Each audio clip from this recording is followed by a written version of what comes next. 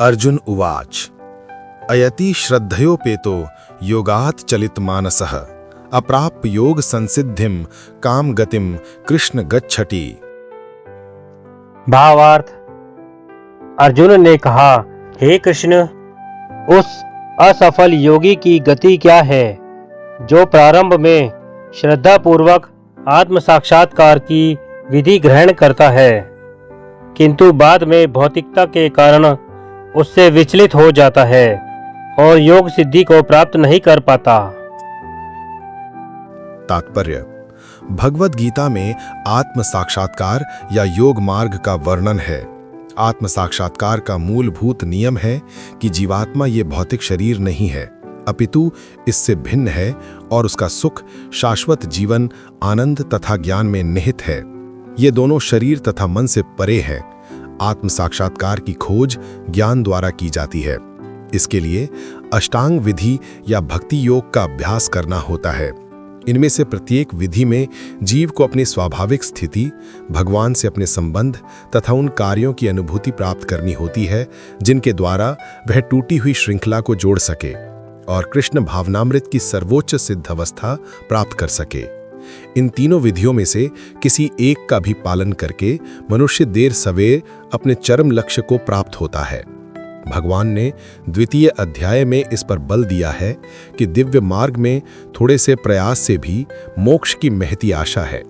इन तीनों में से इस युग के लिए भक्ति योग विशेष रूप से उपयुक्त है, क्योंकि ईश साक्षात्कार की यह श्रेष्ठतम प्रत्यक्ष विधि है। अतः अर्जुन पुनः आश्वस्त होने की दृष्टि से भगवान कृष्ण से अपने पूर्व कथन की पुष्टि करने को कहता है। भले ही कोई आत्म साक्षात्कार के मार्ग को निष्ठापूर्वक क्यों ना स्वीकार करे, किंतु ज्ञान की अनुशीलन विधि और अष्टांग योग का अभ्यास इस युग के लिए सामान्यतः बहुत कठिन है। अतः निरंतर प्रयास होने पर भी मनुष्य अनेक कारणों से असफल हो सकता है। पहला कारण तो यह हो सकता है कि मनुष्य इस विधि का पालन करने में पर्याप्त सतर्क ना रह पाए। दिव्य मार्ग का अनुसरण बहुत कुछ माया के ऊपर धावा बोलना जैसा है। फलतः जब भी मनुष्य माया के पाश से छूटना चाहता है, तब वह विविध प्रलोभनों द्वारा अभ्यासकर्ता को पराजित करना चाहती है। बद्ध जीव पहले से प्रकृति के गुणों द्वारा मोहित रहता है और दिव्य अनुशासनों का पालन करते समय भी उसके पुनः मोहित होने की संभावना बनी रहती है। यही योगात् चलित मानस अर्थात दिव्य पथ से विचलन कहलाता है। अर्जुन आत्म साक्षात्कार के मार्ग से विचलन के प्रभाव के संबंध में जिज्ञासा करता है।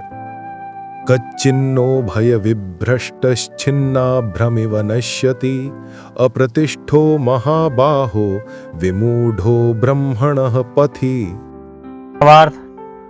हे महाबाहु कृष्ण, क्या ब्रह्म प्राप्ति के मार्ग से भ्रष्ट ऐसा व्यक्ति आध्यात्मिक तथा भौतिक दोनों ही सफलताओं से च्युत नहीं होता और छिन्न भिन्न बादल की भांति विनष्ट नहीं हो जाता, जिसके फल स्वरूप उसके लिए किसी लोक में कोई स्थान नहीं रहता। तात्पर्य: उन्नति के दो मार्ग हैं।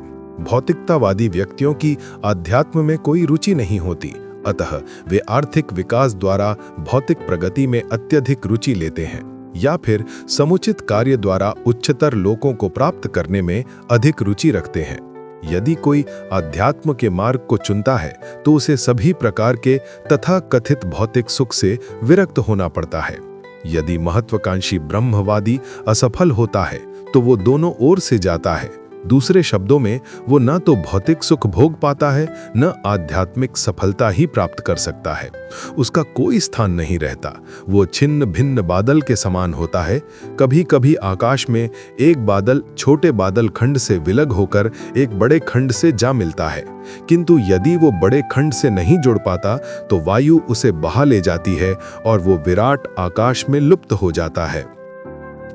ब्रह्मणः पथि ब्रह्म साक्षात्कार का मार्ग है, जो अपने आप को परमेश्वर का अभिन्न अंश जान लेने पर प्राप्त होता है, और ये परमेश्वर ब्रह्म, परमात्मा तथा भगवान रूप में प्रकट होता है।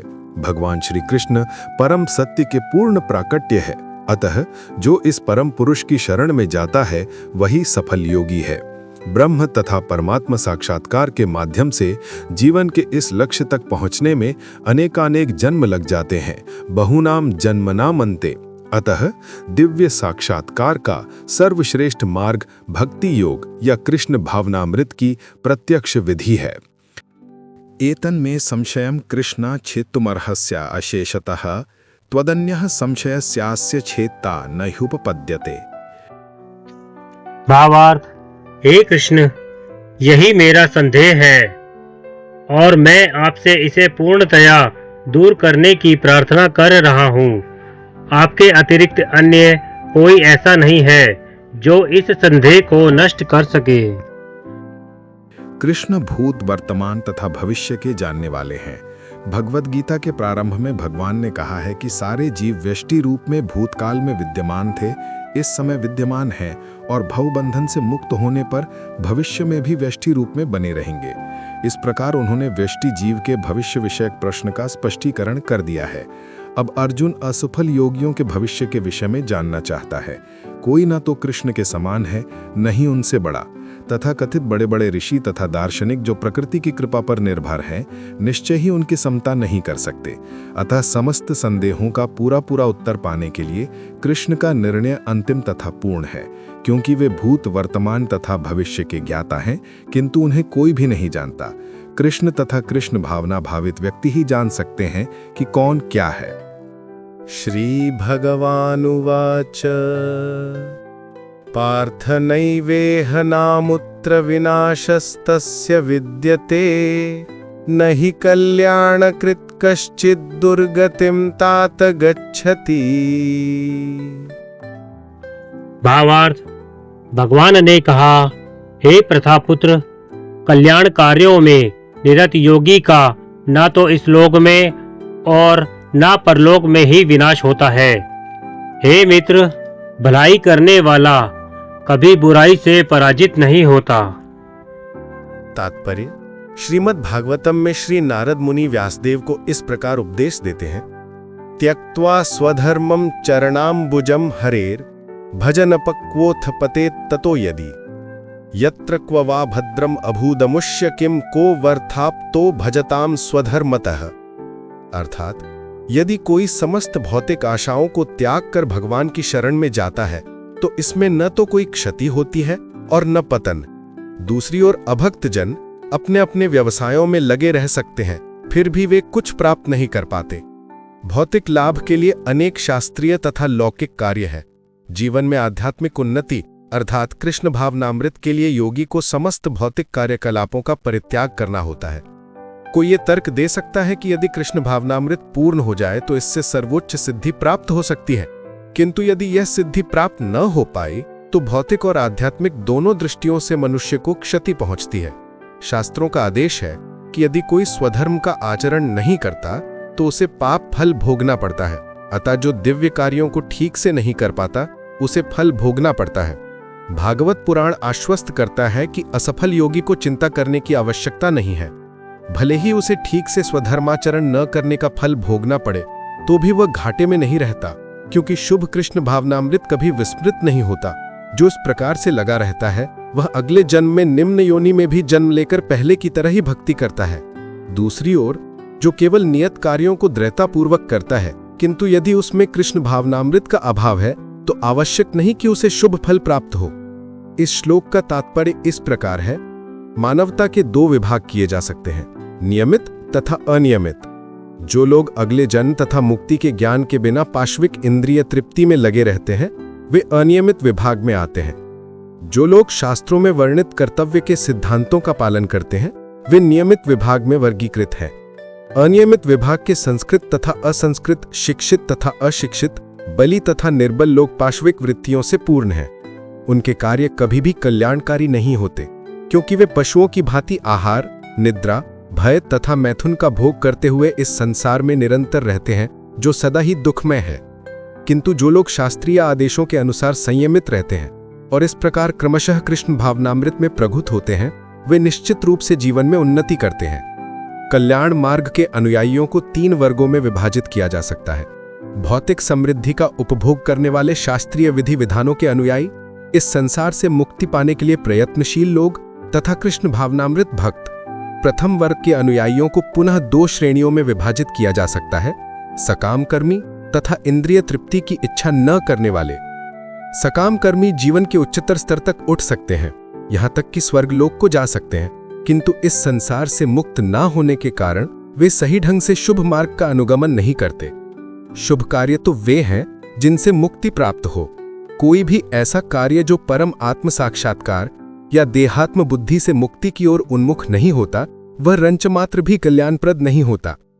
कृष्ण भावनामृत संबंधी कार्य ही एकमात्र शुभ कार्य है, और जो भी कृष्ण भावनामृत के मार्ग पर प्रगति करने के उद्देश्य से स्वेच्छा से समस्त शारीरिक असुविधाओं को स्वीकार करता है, वही घोर तपस्या के द्वारा पूर्ण योगी कहलाता है। चूंकि अष्टांग योग पद्धति कृष्ण भावनामृत की चरम अनुभूति के लिए होती है, अतः यह पद्धति भी कल्याणप्रद है। अतः जो कोई इस दिशा में यथासंभव प्रयास करता है, उसे कभी अपने पतन के प्रति भयभीत नहीं होना चाहिए। प्राप्य पुण्यकृताम लोकानु उषित्वा शाश्वती ही समाह शुचीनाम श्रीमताम गेहे योग भ्रष्टो अभिजायते। भावार्थ, असफल योगी पवित्र आत्माओं के लोकों में अनेक वर्षों तक भोग करने के बाद या तो सदाचारी पुरुषों के परिवार में या कि धनवानों के कुल में जन्म लेता है। तात्पर्य, असफल योगियों की दो श्रेणियां हैं।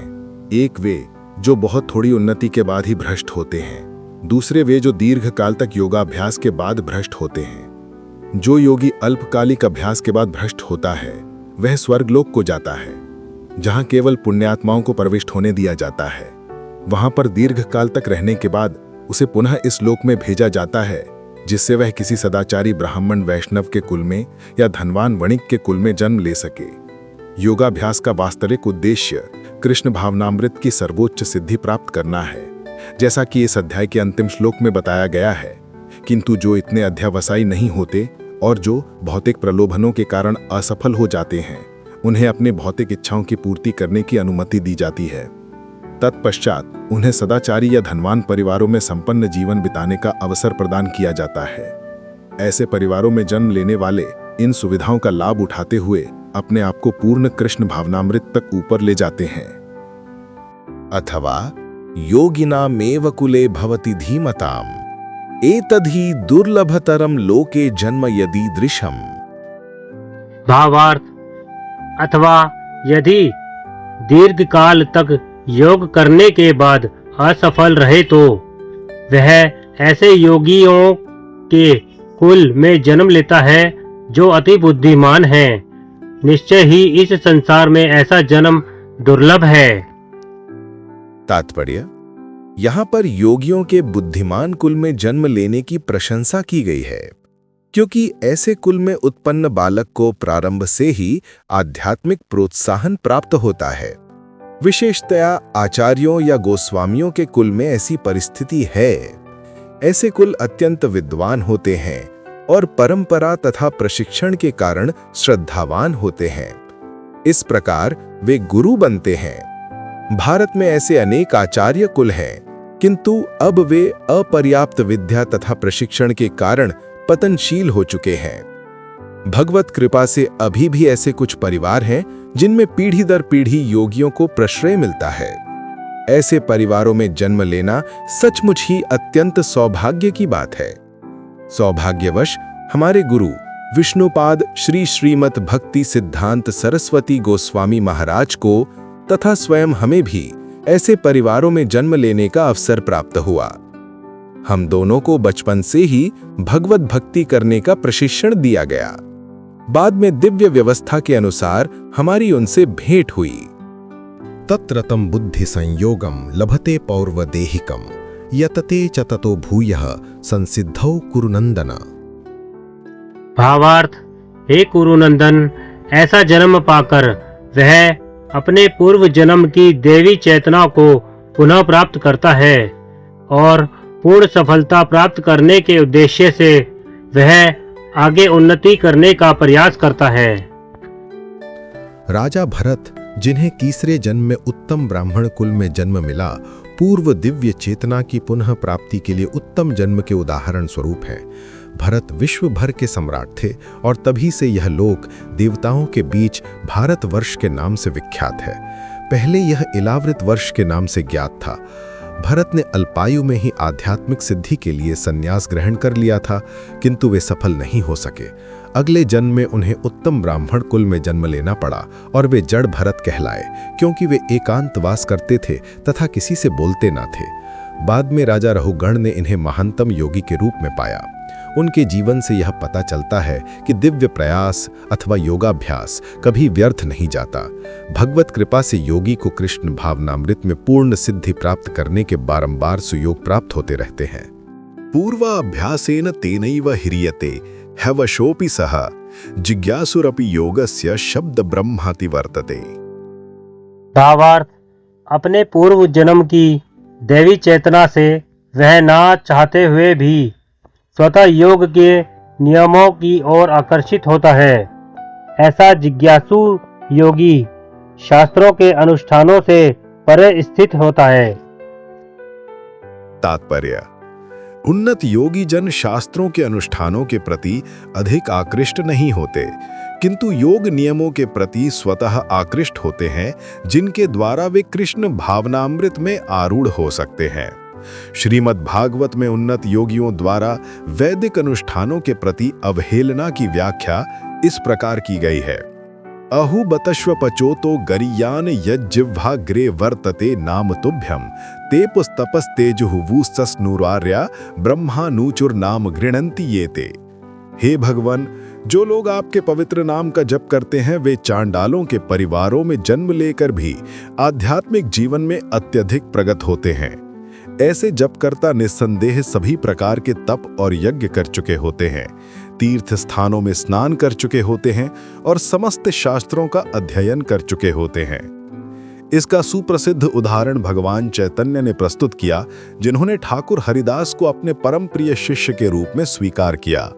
यद्यपि हरिदास का जन्म एक मुसलमान परिवार में हुआ था, किंतु भगवान चैतन्य ने उन्हें नामाचार्य की पदवी प्रदान की, क्योंकि वे प्रतिदिन नियम पूर्वक 3 लाख भगवान के पवित्र नामों हरे कृष्णा कृष्णा कृष्णा हरे हरे, हरे रामा राम रामा हरे हरे का जप करते थे।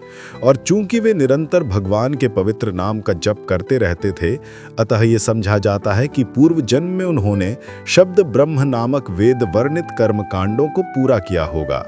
अतः जब तक कोई पवित्र नहीं होता, तब तक कृष्ण भावनामृत के नियमों को ग्रहण नहीं करता या भगवान के पवित्र नाम हरे कृष्णा का जप नहीं कर सकता।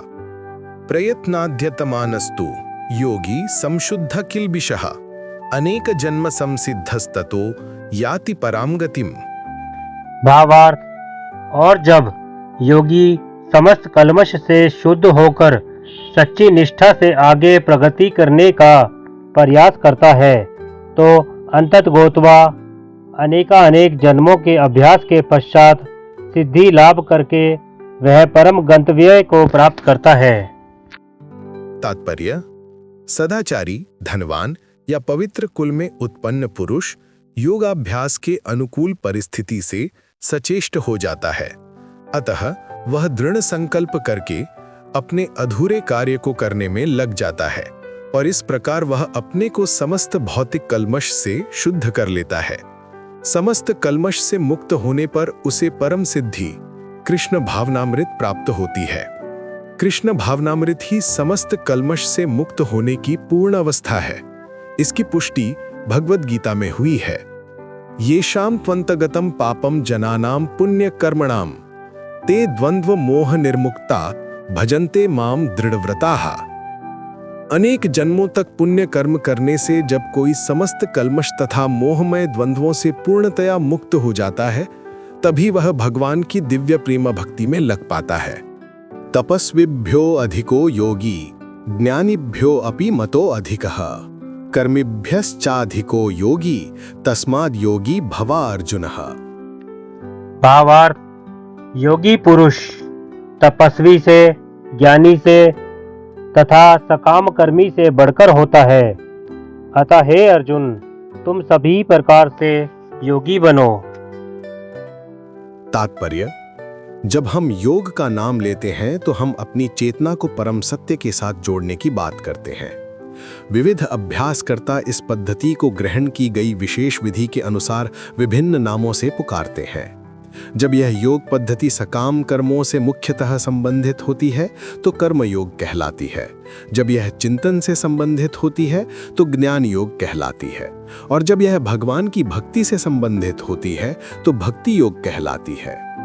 भक्ति योग या कृष्ण भावनामृत समस्त योगों की परम सिद्धि है, जैसा कि अगले श्लोक में बताया जाएगा। भगवान ने यहाँ पर योग की श्रेष्ठता की पुष्टि की है, किंतु उन्होंने इसका उल्लेख नहीं किया कि यह भक्ति योग से श्रेष्ठ है। भक्ति योग पूर्ण आत्मज्ञान है, अतः इससे बढ़कर कुछ भी नहीं है। आत्मज्ञान के बिना तपस्या अपूर्ण है। परमेश्वर के प्रति समर्पित हुए बिना ज्ञान योग भी अपूर्ण है। सकाम कर्म भी कृष्ण भावनामृत के बिना समय का अपव्यय है। अतः यहाँ पर योग का सर्वाधिक प्रशंसित रूप भक्ति योग है और इसकी अधिक व्याख्या अगले श्लोक में की गई है। योगिनाम अपि सर्वेषां मद्गतेनान्तरात्मना श्रद्धावान भजते यो माम समे युक्ततमो मतः। भावार्थ, और समस्त योगियों में से जो योगी अत्यंत श्रद्धा पूर्वक मेरे परायण है, अपने अंतकरण में मेरे विषय में सोचता है और मेरी दिव्य प्रेम भक्ति करता है, वह योग में मुझ में परम अंतरंग रूप में युक्त रहता है और सबों में सर्वोच्च है। यही मेरा मत है। तात्पर्य, यहाँ पर भजते शब्द महत्वपूर्ण है। भजते भज धातु से बना है, जिसका अर्थ है सेवा करना। पूजन से ये भाव व्यक्त नहीं होता, क्योंकि इससे पूजा करना, सम्मान दिखाना तथा योग्य का सम्मान करना सूचित होता है। किंतु प्रेम तथा श्रद्धा पूर्वक सेवा तो श्री भगवान के निमित्त है। किसी सम्मानीय व्यक्ति या देवता की पूजा न करने वाले को अशिष्ट कहा जा सकता है, किंतु भगवान की सेवा न करने वाले की तो पूरी तरह भर्त्सना की जाती है। प्रत्येक जीव भगवान का अंश स्वरूप है और इस तरह प्रत्येक जीव को अपने स्वभाव के अनुसार भगवान की सेवा करनी चाहिए। ऐसा ना करने से वो नीचे गिर जाता है। भागवत पुराण में इसकी पुष्टि इस प्रकार हुई है। येषां पुरुषं साक्षादात्म प्रभवीमीश्वरं न भजन्त्यवा जनन्ति स्थानाद् भ्रष्टः पतन्त्यधा। जो मनुष्य अपने जीवनदाता आद्य भगवान की सेवा नहीं करता और अपने कर्तव्य में शिथिलता बरतता है, वो निश्चित रूप से अपनी स्वाभाविक स्थिति से नीचे गिरता है। भागवत पुराण के इस श्लोक में भजंती शब्द व्यवहृत हुआ है। भजंती शब्द का प्रयोग परमेश्वर के लिए ही प्रयुक्त किया जा सकता है, जबकि वर्शिप पूजन का प्रयोग देवताओं या अन्य किसी सामान्य जीव के लिए किया जाता है। इस श्लोक में प्रयुक्त अवजानंती शब्द भगवद गीता में भी पाया जाता है। अवजानंती माम मूढ़ा। केवल मूर्ख तथा धूर्त भगवान कृष्ण का उपहास करते हैं। ऐसे मूर्ख भगवत भक्ति की प्रवृत्ति ना होने पर भी भगवद गीता का भाष्य कर बैठते हैं। फलतः वे भजंती तथा वर्शिप शब्दों के अंतर को नहीं समझ पाते। भक्ति योग समस्त योगों की परिणति है। अन्य योग तो भक्ति योग में भक्ति तक पहुंचने के साधन मात्र हैं। योग का वास्तविक अर्थ भक्ति योग है। अन्य सारे योग भक्ति योग रूपी गंतव्य की दिशा में अग्रसर होते हैं। कर्म योग से लेकर भक्ति योग तक का लंबा रास्ता आत्म साक्षात्कार तक जाता है। निष्काम कर्म योग इस रास्ते का मार्ग का आरंभ है। जब कर्म योग में ज्ञान तथा वैराग्य की वृद्धि होती है तो इसे ज्ञान योग कहते हैं।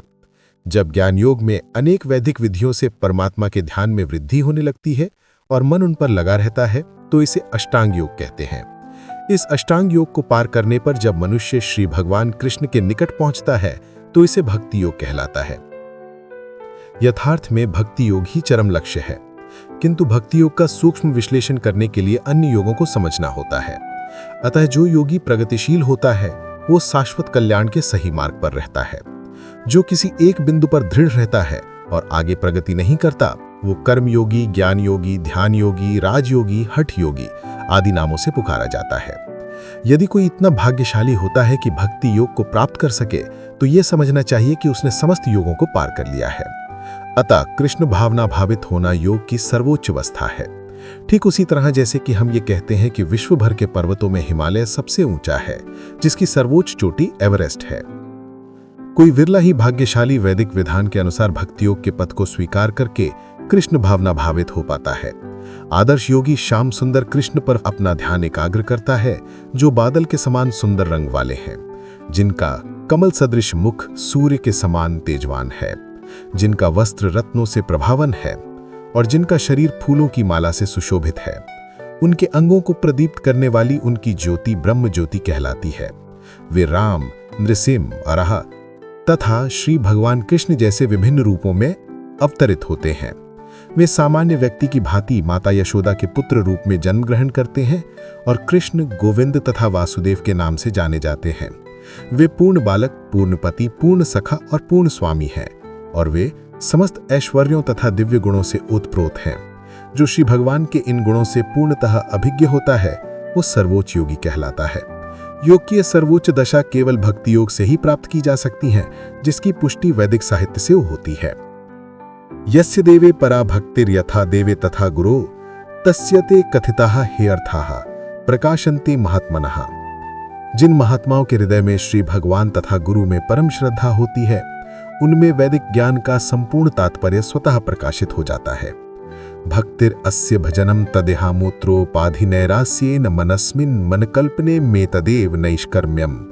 भक्ति का अर्थ है भगवान की सेवा, जो इस जीवन में या अगले जीवन में मात्रिक लाभ की इच्छा से रहित होती है। ऐसी प्रवृत्तियों से मुक्त होकर मनुष्य को अपना मन परमेश्वर में लीन कर देना चाहिए। नैष्कर्म्य का यही प्रयोजन है।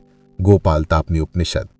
ये सभी कुछ ऐसे साधन हैं जिनसे योग की परम सद्धिस्मही अवस्था भक्ति या कृष्ण भावनामृत को संपन्न किया जा सकता है। मित्रों, इसी प्रकार श्रीमद् भागवत गीता के 6ठे अध्याय ध्यान योग का भक्ति वेदांत तात्पर्य पूर्ण हुआ। जय श्री कृष्ण।